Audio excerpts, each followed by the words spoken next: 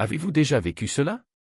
Quelqu'un vous sourit, vous dit tout ce que vous voulez entendre, mais quelque chose en vous crie, ce n'est pas vrai. C'est peut-être une oppression dans la poitrine, un silence inconfortable, ce sentiment que la gentillesse n'est qu'un acte. Alan Watts nous a prévenu qu'une grande partie des relations humaines est un théâtre de masques. Nous jouons des rôles l'ami attentionné, le collègue serviable, le compagnon joyeux non pas parce qu'il reflète qui nous sommes vraiment, mais parce que la société nous apprend à agir de cette façon. La vie, après tout, est une scène, et la plupart passent leur journée à jouer plutôt qu'à simplement exister. C'est pourquoi une hostilité déguisée est si dangereuse. Il est rare que quelqu'un dise « je ne t'aime pas » ou « je t'envie ». Au lieu de cela, ils cachent leurs sentiments, mais la vérité échappe toujours, dans le ton de la voix, dans les gestes, dans le sarcasme, dans la réaction face à leur succès.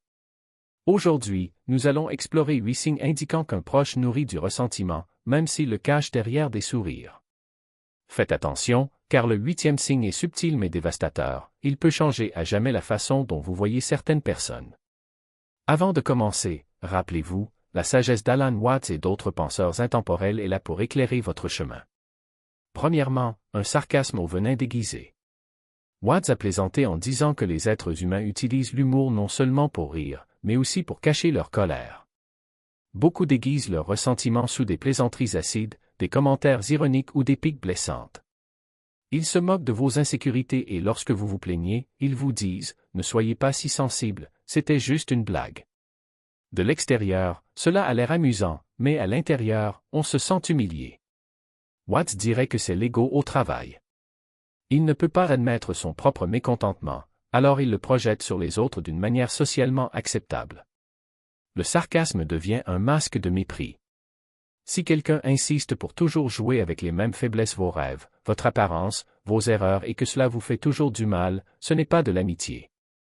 C'est le signe de quelque chose de plus sombre caché entre les lignes. Deuxièmement, le sabotage déguisé. Lorsque le ressentiment est profond, il se manifeste par de petites actions qui vous minent et non par des trahisons évidentes. Peut-être que la personne oublie de vous communiquer des informations importantes. Peut-être qu'il donne des conseils qui vous conduisent involontairement sur la mauvaise voie. Ou faites des erreurs qui, en l'occurrence, vous coûtent toujours du temps et de l'énergie. Watts a expliqué qu'une grande partie du comportement humain est inconsciente. Ceux qui vous envient ne réalisent peut-être même pas qu'ils vous font du mal.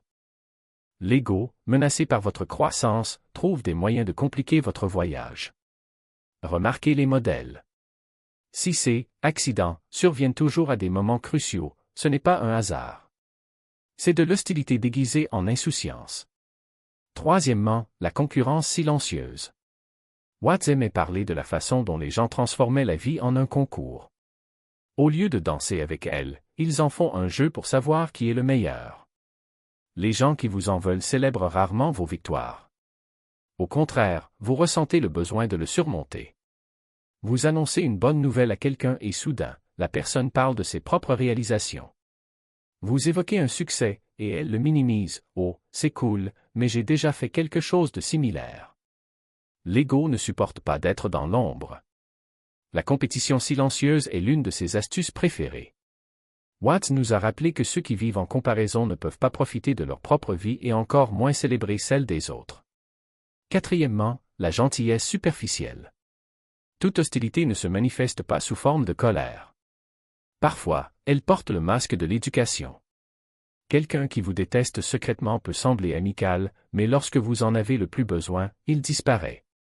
Lorsque vous triomphez, le support est vide, forcé ou inexistant. Le dicton dit, une grande partie de ce que nous appelons l'amour ou l'amitié est conditionnelle, basée sur la commodité et les apparences. La vraie gentillesse vous élève. Le faux disparaît une fois testé. Si quelqu'un disparaît dans vos pires moments ou dévalorise vos plus grandes réalisations, le masque de sympathie cache une vérité plus froide. Ce sont les 4 premiers signes. Dans la deuxième partie, nous approfondirons les prochains indices, les manipulations subtiles, les trahisons déguisées en ragots et les signes non-verbaux qui révèlent la vérité, peu importe à quel point ils tentent de la cacher. Restez dans les parages, car le 8e signe va révolutionner votre façon de voir les gens. Cinquièmement, le contrôle déguisé en souci. L'une des formes d'hostilité les plus insidieuses se présente sous forme d'amour. Certains n'essaient pas de vous dominer avec des ordres directs, mais en prétendant que c'est pour votre bien. Ils vous disent quoi faire, critiquent chaque décision et sèment le doute sur vos capacités. De l'extérieur, cela ressemble à de l'inquiétude, mais le résultat est toujours le même, on se sent plus petit, plus faible, moins confiant. Watts a expliqué que le besoin de contrôler les autres naît de la peur du chaos, du flux imprévisible de la vie. Ceux qui ne peuvent pas gérer leur propre insécurité tentent d'imposer l'ordre aux gens qui les entourent. Ce n'est pas un souci. C'est une tentative de faire taire la tempête en vous. Si l'affection de quelqu'un vous fait toujours douter de vous-même, souvenez-vous de la sagesse de Watts, le véritable amour ne contrôle pas. Il fait confiance, libère et permet à la vie de se dérouler. Sixièmement, les potins et les critiques indirectes. Les commérages sont un autre masque classique du ressentiment. Ceux qui vous détestent en secret vous affrontent rarement de front. Au lieu de cela, critiquez dans votre dos. Vous remarquerez peut-être des changements étranges dans le comportement des personnes autour de vous, amis éloignés, collègues plus froids, sans comprendre pourquoi. Dans les coulisses, quelqu'un diffuse des histoires déformées ou exagère ses erreurs. Watts a souligné que les gens projettent leurs propres insécurités sur les autres. Les commérages sont une projection en action. En vous rabaissant, ils essaient de s'élever. Mais en réalité, ces propos révèlent davantage ses propres frustrations que ses défauts.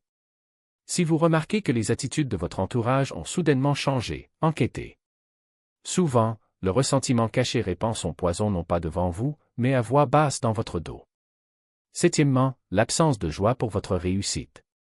Les vrais amis se réjouissent de votre bonheur, mais ceux qui nourrissent du ressentiment ne peuvent pas partager cette joie. Votre victoire menace leur ego. Lorsque vous atteignez un objectif, au lieu de le célébrer, ils le rejettent, ce n'est pas grave. Ou bien ils détournent la conversation vers eux-mêmes.